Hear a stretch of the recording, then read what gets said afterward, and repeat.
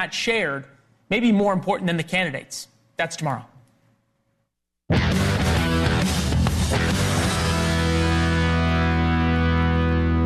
Hey, I'm Chris Cuomo, and welcome to NewsNation. I can tell you what's going to make a difference in this election. Drain the swamp. Make corporations pay. Those are the two big pledges from the two parties, right?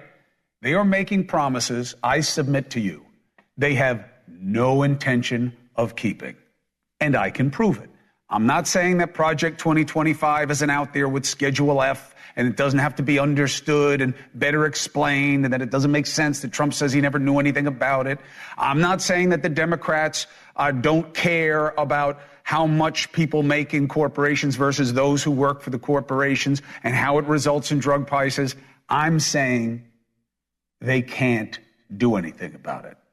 Now, I keep asking you, ignore, demand a stop to the deluge of divisive, why the other is worse campaigning, right? Harris, bad, bad, bad. Trump, bad, bad, bad. That's all they say. Instead, focus on what will make us better. Who has the ideas? Who explains how they'll implement those ideas? Which explanation makes more sense? We here at NewsNation, our job is to inform, analyze, and hold to account. So what do you say? Let's get after it. Here's the answer to a very frequently asked question. Why do I take a position against the two-party system? I openly advocate for you to be independent, critical thinkers. And there's just one reason why. Money.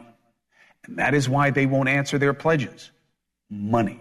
The two-party system is a game that runs on money. Their power, once they get into office, is retained and maintained by pleasing those with money, either through special interest lobbying or policies of appeasement. And while I don't think both parties are equal offenders, they are both about the money. Trump, too.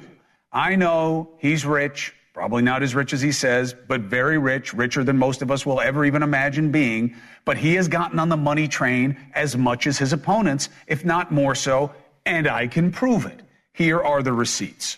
Republicans have raised over $460 million from just their top 10 donors. Democrats are at $123 million plus from their top 10 donors. Now, I separated this out for a reason.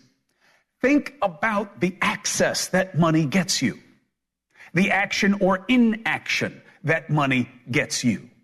And it is legal. This is an investment for these people, okay? And it's not out of the good of their heart. They're not doing it because they believe in the system. They believe in working the system. More proof? Good. Look at the menus that both conventions put out in plain sight. Plain sight.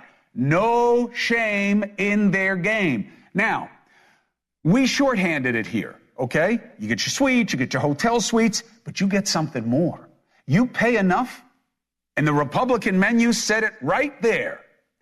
You get a meeting with GOP elected leaders for $5 million. Do you think you could get one of those? Look at the list of organizations. Now, you got your top 10 donors, your individuals. Now you got your organizations. Remember, Citizens United, the case that decided that money is speech, so you can't really limit it. And that gave us the birth of the PAC and the Super PAC. Look at the organizations. The R is Republican, the D is Democrat. Look at crypto, $90 million. You wonder why Harris is talking about crypto? Huh? You wonder why people on the right are like, oh yeah, we got to talk about crypto. 90 million, PACs, finance guys. Last on the list is the only one that means a damn to you, tradesmen.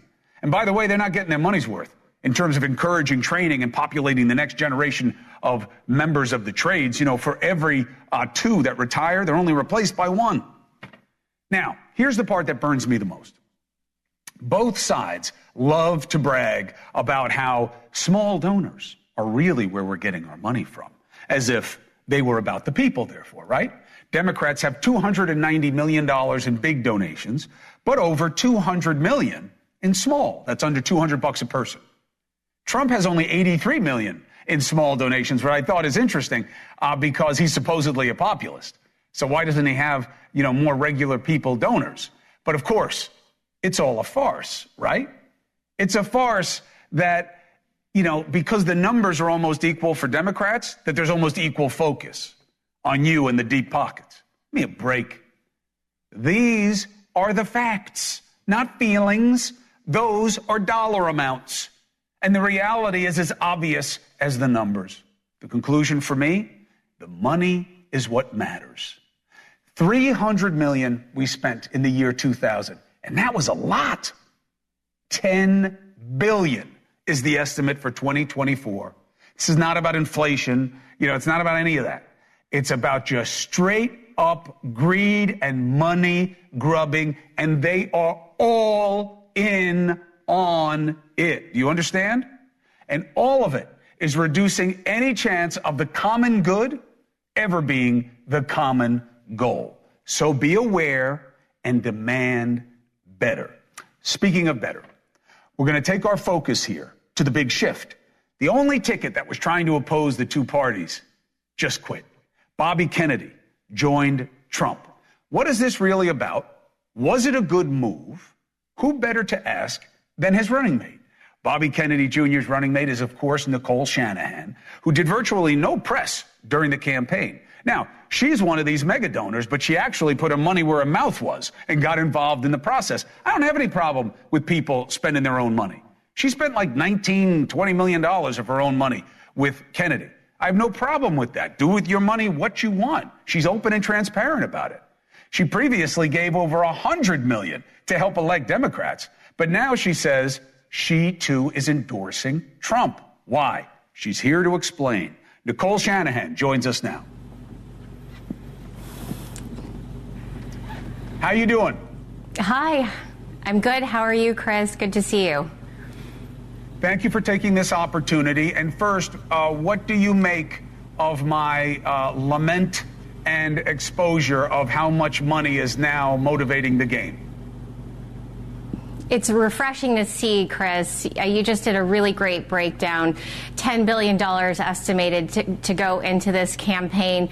What is that money being used for? Well, I can tell you. It's being used to take out opponents. And I can tell you the Democrats, even though they've raised less from their top 10 donors, they've put an enormous amount of money compared to the Republicans to take out third parties.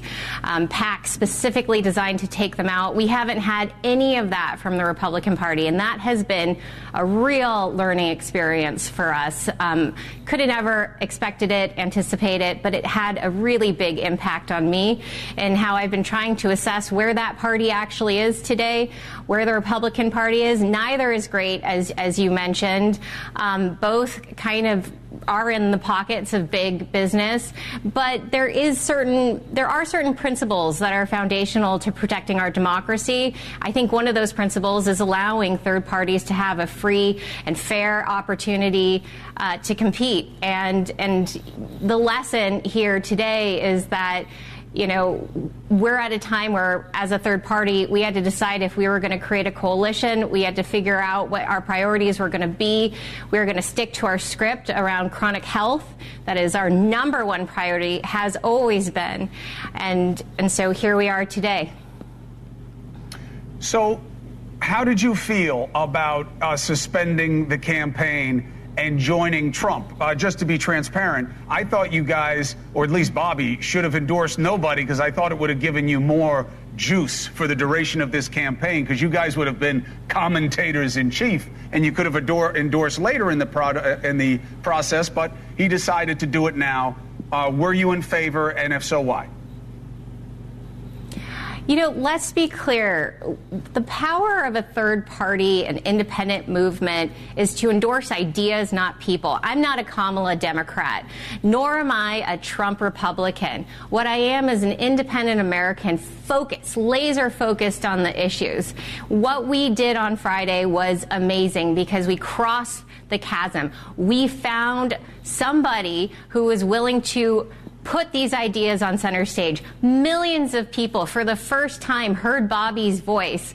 Millions of people were starting to acknowledge how big of an issue the chronic health disease crisis is in this country. This is not a fringe issue anymore. Bobby is not a fringe person, as he's been mired by the MSM. He is front and center, focusing on what Americans care about most, and he had almost 30,000 people on stage on Friday shouting his name.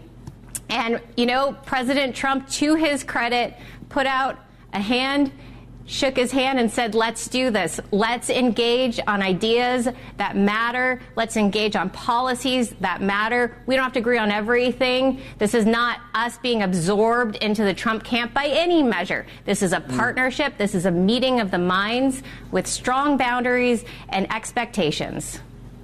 What are the boundaries? Well, I think the thing is we don't overlap perfectly, but we do overlap on 5 key things, and we got to stick to those 5 key things. That is free speech, very important. Anti-war, ending these endless wars we're in overseas, putting that money back into America, putting Americans first, really trying to figure out how to create stability in our foreign policy. Chronic health, obviously, this is the biggest one. We want families to know that they are going to be met with credible health care, honest health care, and no more censorship. That's a really, really big one. So as long as we stay within these core principles of this coalition, we're going to do great things, and I have great optimism. 2 concerns. One is just, something to note. The other one is something to chew on for the rest of our time. The something to note is, the Republicans aren't talking about it now, but they always had as a signature move when it comes to health care, removing the ACA in favor of basically nothing. Right now, they've gotten quiet about it because it's become so unpopular as people have gotten more and more access to health care. But I don't know that Trump is anywhere near what Bobby and I have spoken about when it comes to access to health care and stuff. They want to privatize it in a way that is not necessarily going to be good for regular families. Give me a quick take on that. Well, you know what we do agree on? We agree on farming. We agree on fresh food. We agree on clean water. We agree on school choice. We agree on the power of sunshine and getting kids outside being kids. And, I guarantee you, Chris, that if we focus on just cleaning up our food supply, we're going to need a lot less dollars, especially government dollars, dedicated to health care. I'm with you. $4.6 trillion right now. I'm with you. I know the numbers. My wife started a company called The Purist that is absolutely about this. It's all about wellness and responsible behavior. But remember, Trump is about removing regulations from businesses, not putting in ones that made Bobby so effective with the Riverkeeper. One other thing. I had saw your note, and I wanted to talk to you about this anyway, and we can do a longer conversation about it as we get into the next administration, whoever it is. You said, I'm not good with Trump until he says Operation Warp Speed was a mistake. He will never say Operation Warp Speed was a mistake because it was his signature achievement, and the vaccine is absolutely something that he believes, with good reason, made a big difference early on. Now, in terms of the mandates and the disclosures later with the variants, that's something that needs attention. But you really believe Trump is going to go bad on his signature achievement during the pandemic? Again, the mandates were the problem, and let's talk about that. We do have agreement with Trump that mandates are an issue and that people should have full informed consent before putting anything in their body or doing anything to their body. So that's well established. On the issue of Operation Warp Speed, I will say he has admitted just recently today in an interview that he did put people into positions in government that he now regrets. And these are things he does not foresee doing again. He's got Bobby by his side now. He should have had Bobby by his side in his first term. None of this would have happened. And with Bobby by his side, we're going to have the best partnership around health this country has ever seen. We're going to have a conscience around making sure sure we don't let Pfizer run our vaccine safety commission. We are going to have objectivity and objective truth at NIH and the CDC. We're not going to have another situation in which Fauci's firing 2 scientists because they're disagreeing with certain aspects of the safety of the mRNA vaccine. I mean, that was just wildly inappropriate to fire 2 top specialists during Operation Warp Speed. And again, I think Trump learned a lot. We're not absorbed into this. We are a coalition, which means that we can be loud and objective, and we can present an opposition when it is necessary. What guarantee do you have of any power over these issues in the administration? And 2, why are you, who's known for being a savvy person, so quick to trust that Donald Trump will deliver on what he says? Well, so to answer your second question first, look, where we are right now is we have taken a year. Bobby's been running for over a year. We have crossed this nation. We have talked to Americans. We have met people from all ends of the political spectrum, which is what you should be doing if you are running for a representative office. You 100%. should be out there listening. And our job is to bring that voice to whomever is going to be sincere in their reception to hearing the American public, where they're hurting, what is going on. I mean, farmers are so underrepresented right now. And this is why I brought up some of my criticisms of Kamala Harris's food cap economic policy, right? Or food price capping. Farmers are on their knees in this country right now. They are not price gouging. To say that our farmers are price gouging when they are already on their knees, who can I take that message to today? You tell me, Chris, who's going to listen to me? Because I have taken this message for years to the Democratic Party, and I cannot get through to anybody. It's not like this has happened overnight. I didn't wake up one morning and say, what a great idea it would be to leave the Democratic Party. No, I tried everything in my capability to get through to someone who would listen and hear this actual science, to hear the people on the ground, to listen to American voices. And we've got to judge people by their reactions. We got to judge people by the people around them. And right now, Trump has some really good people around him, and he's more than willing to listen. He wants to listen, understand, verify, and then say, all right, who's going to help me get this done? And Bobby has been right up there next to him being like, I will get this done with you. So the only thing I want to know is, have you guys discussed an actual job or a position for Bobby? And what about you? You know, Bobby and Trump have their own relationship. I fully endorse it. I would love to see this as a true coalition government. You know, this is not something we talk about here in the United States, but in other democracies, coalitions are very, very common. So in a coalition government, Bobby would be in charge to represent our movement, our party, our voices within this cabinet. And I have full faith that, you know, Trump is going to honor that. As for me, my job right now is to remain as independent as I did on day one when I left the Democratic Party. I'm here to listen to Democrats, Republicans, independents, and the like. I'm here to be a voice for the voiceless. I'm here to make sure and be vigilant that we don't walk away or turn our eyes on anything right now, because this election is critical. And I want people to have a source to go to, an objective source that's been in it, that will not shy away from telling the truth. Nicole Shanahan, I appreciate you taking this opportunity, and I don't care who you guys are aligned with. You have an invitation here to discuss these issues as they will continue to matter. We haven't had any kind of real fact-finding or reckoning. I don't count what Congress is doing when it comes to the pandemic. It's all posturing. And I think there absolutely should be one. Cornel West just called for one. It would be great if you did as well. And long COVID is real. Vaccine injuries are real. And we got to keep talking about them and understand them. And you're welcome to do that here anytime you want. Thank you for doing this. Good luck going forward. Thanks for having me. Take care, Chris. All right. We'll do it again, Nicole. Take care. 4 minutes and 5 seconds. Up next, what does Carville think of the implications of what you just heard from Shanahan and what this means for the overall plus minus? And I'm of two minds about Trump having a problem with doing the debate with ABC News. And I don't think that it has to be there, because I think Kamala Harris should say yes to debate anywhere, anytime against him, because I think the debate matters for her, maybe more. Let's debate the debate. Next, is Trump really pulling out? Do you think he doesn't want to debate?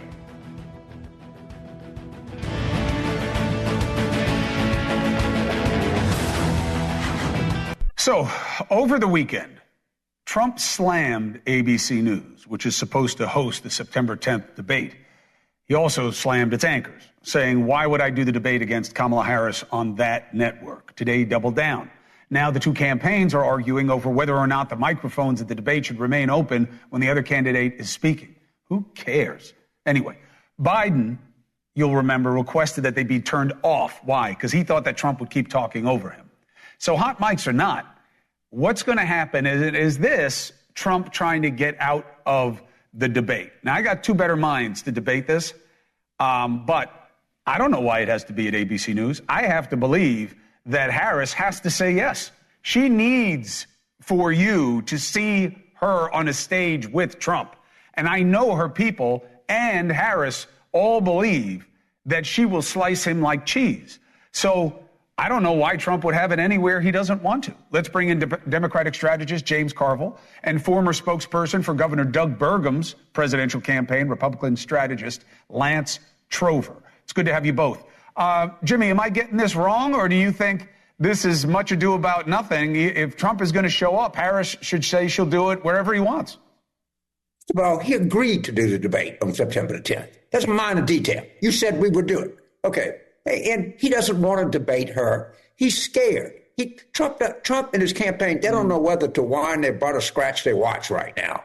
They can't figure out anything.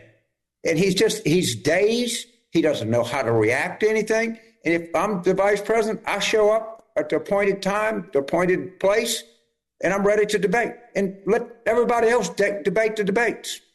They agreed to it. It's done. Show up September 10th. He's got to show up September 18th for his sentencing.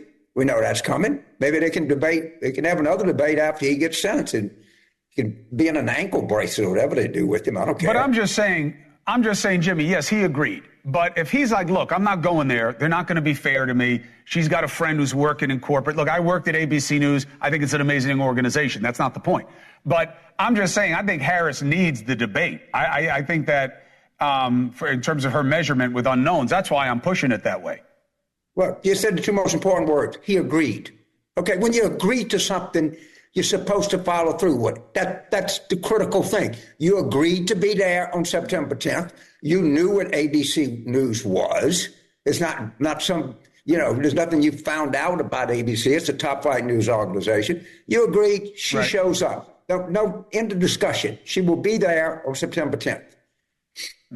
Lance, I saw the Kamala Harris thing. I'm not playing it because I really want to get out of the, mindless, needless negativity business as much as I can for my audience from now until Election Day. I don't see Trump as chicken. I think, if anything, he's got overconfidence in general. But what do you think is motivating him saying, I don't know if I'm going to do this. I'm worried about the mics or whatever. What is this about for you?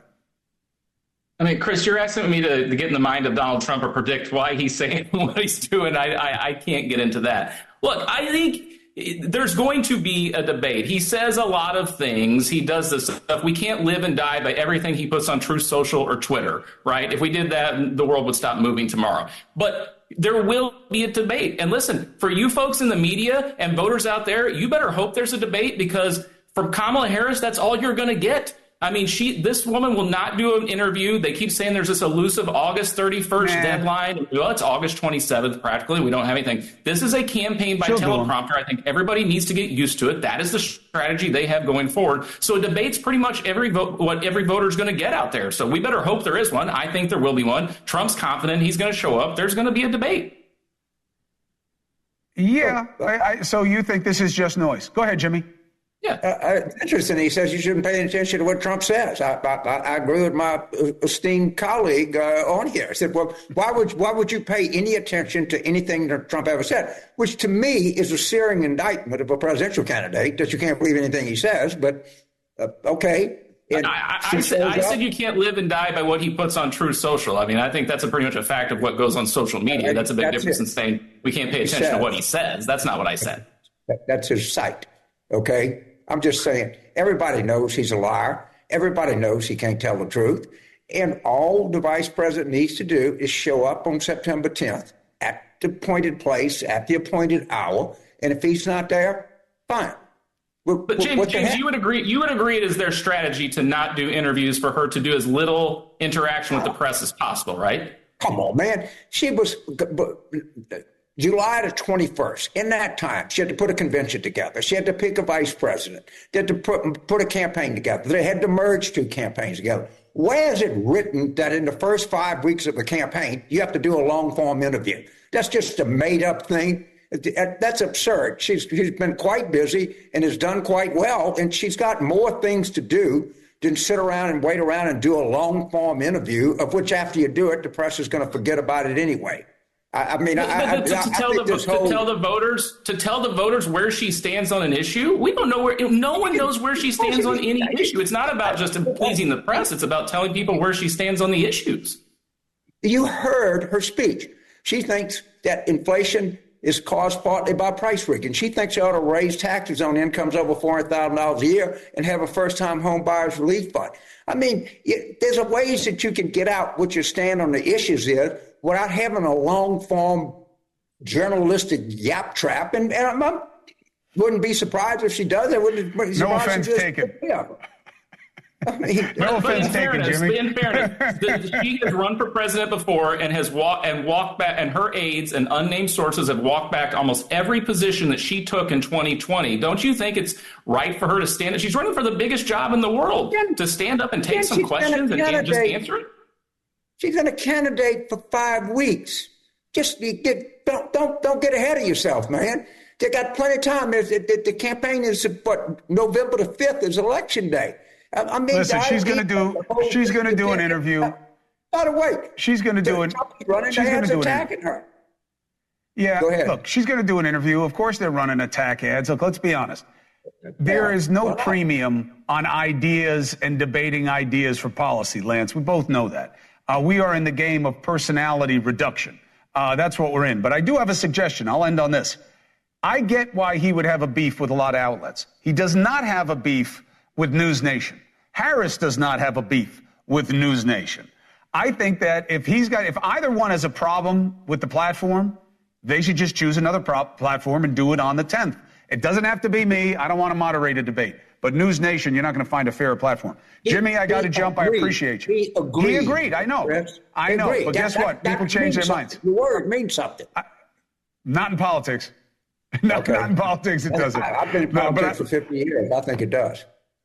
I know you do, and you're a man of integrity, and that's why I love you no matter.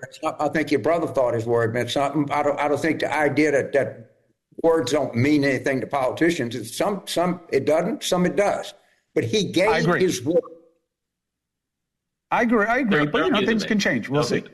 Lance Trover, James Carville, I appreciate you both. Well argued, appreciated. 4 minutes and 30 seconds. Coming up. Texas Attorney General Ken Paxton likes the drama, and now he has bitten off a big piece of drama that may bite him back. Raids on elderly Latino Democratic volunteers. An 80-year-old grandmother sending in officers with guns, not like what they did at Mar-a-Lago, to push down doors, search homes. He claims they could be harvesting ballots to sway the election. Does he have any proof of that? Not a scintilla. What is really going on? Two guests who know the reality. Geraldo Rivera and TikTok phenom, Latino rights activist, social media influencer, Carlos Espina. 10 million strong in his fold. Next. To reach adulthood. That's why vaccines matter so much. For 40 years, Rotary and partners have delivered vaccines globally. Like here and even here, in your neighborhood and around the world, Rotary is ensuring children grow up safe from preventable diseases.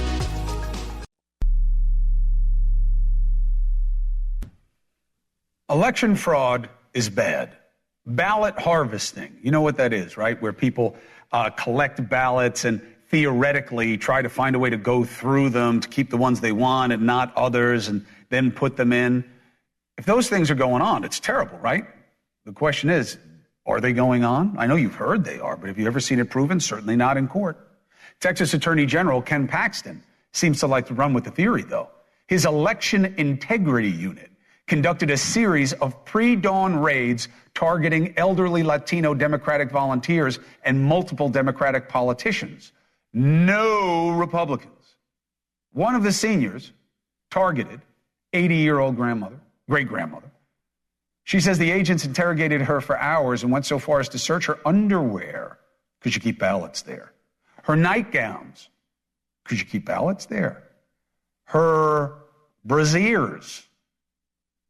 Could you keep ballots there? We reached out to Paxton's office to explain. No response.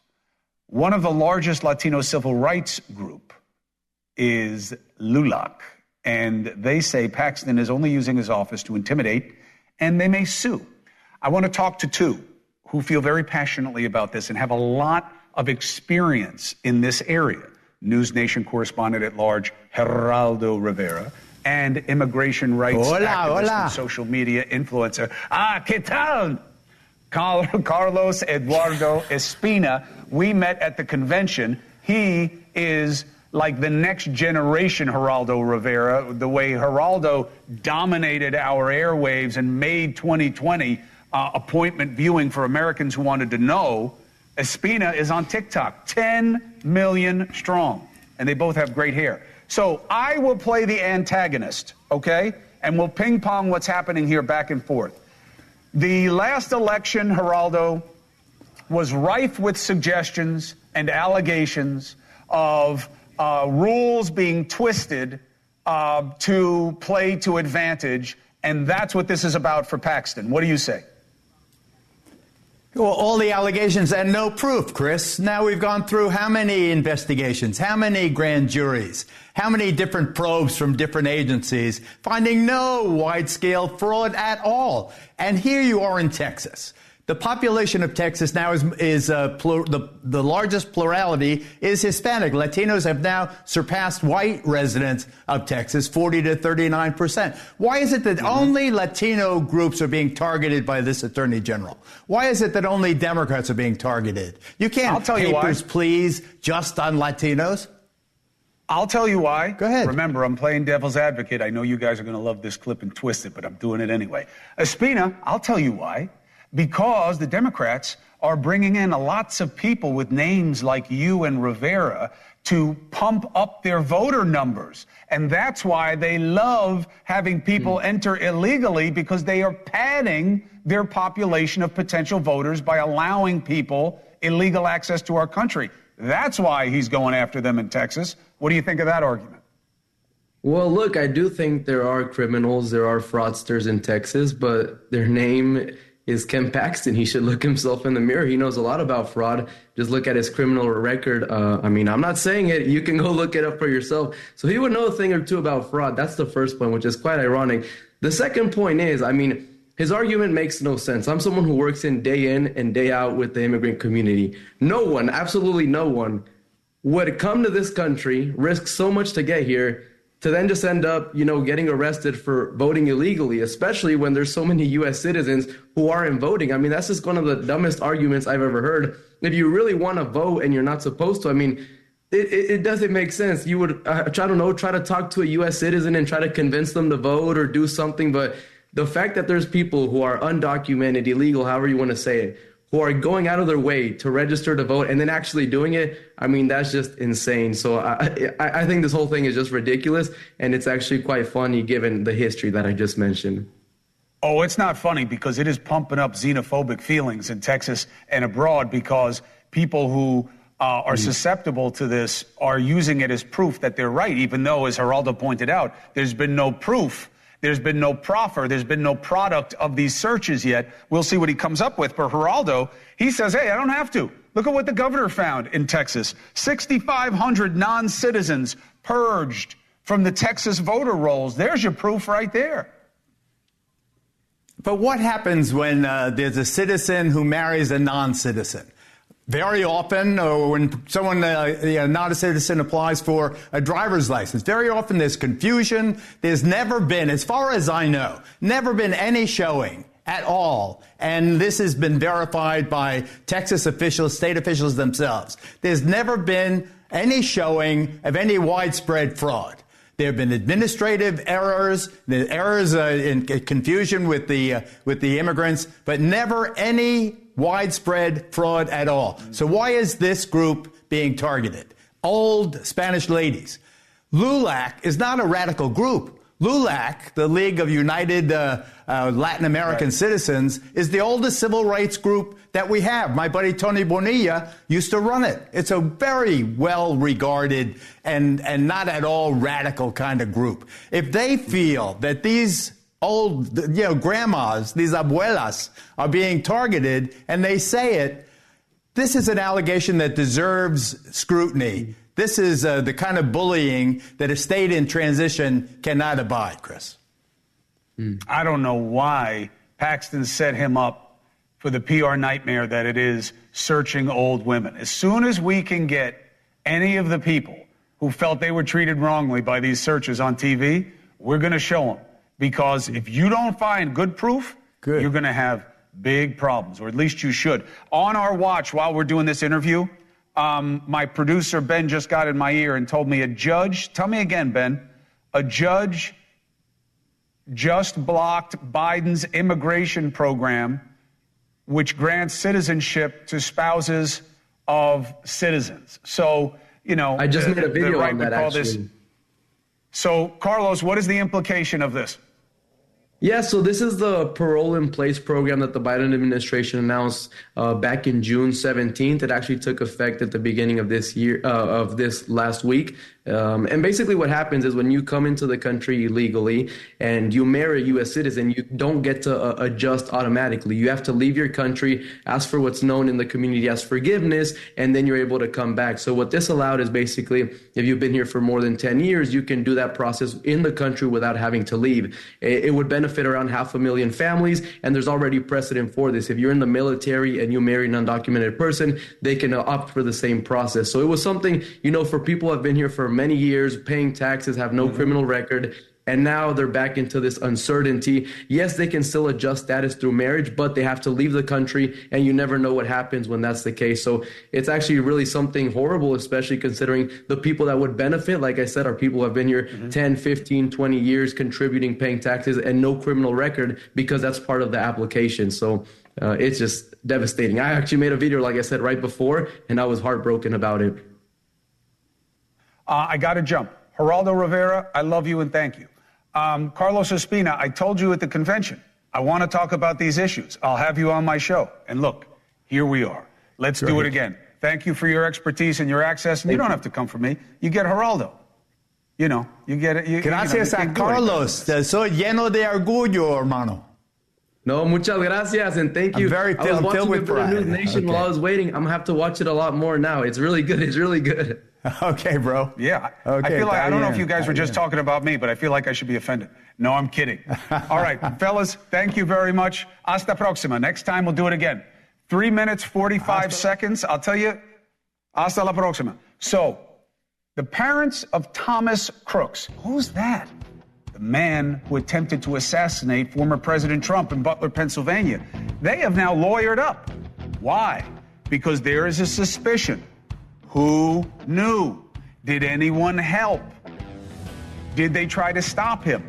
What did we make of the hearing today about this? Is this lawmakers trying to figure out something that actually matters? Or are we just making it worse?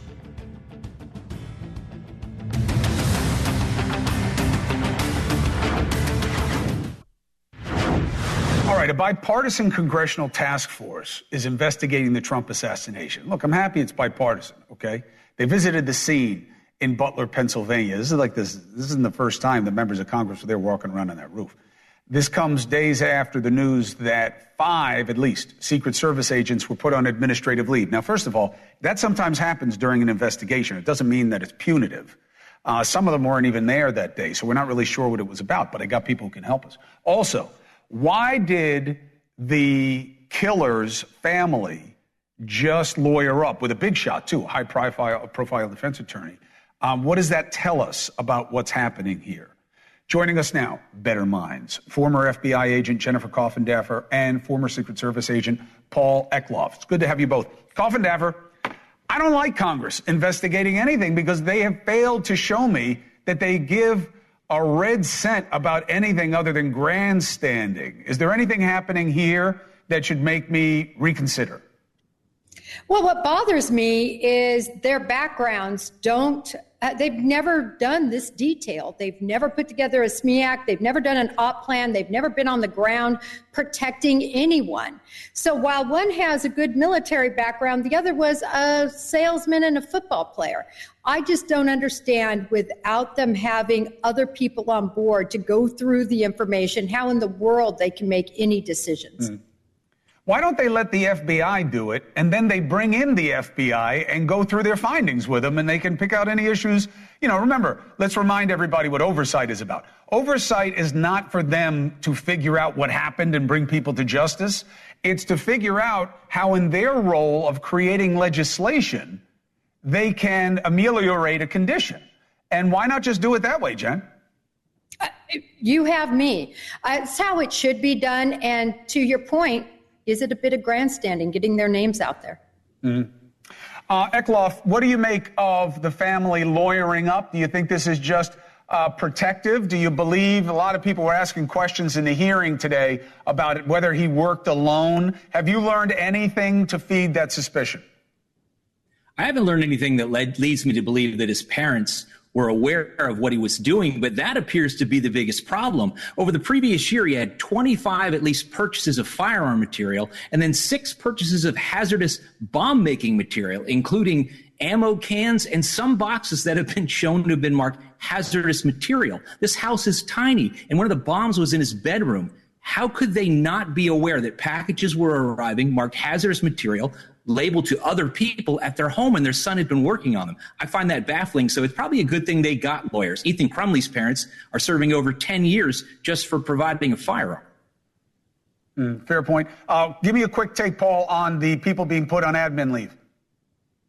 Well, I think it's important. Now, we don't yet know, as you said, whether it's disciplinary or whether it's just part of an administrative investigation. But I would also say it's probably necessary because some of those individuals were obviously involved in a very traumatic attempted assassination. It's possible that there are mental health factors involved because you can't put these people back on the line. Their heads would not be in it. And Secret Service agents can't afford to have a bad day that we sadly learned in July. Paul, Jen, thank you very much. Appreciate you both. To be continued. We'll be right back.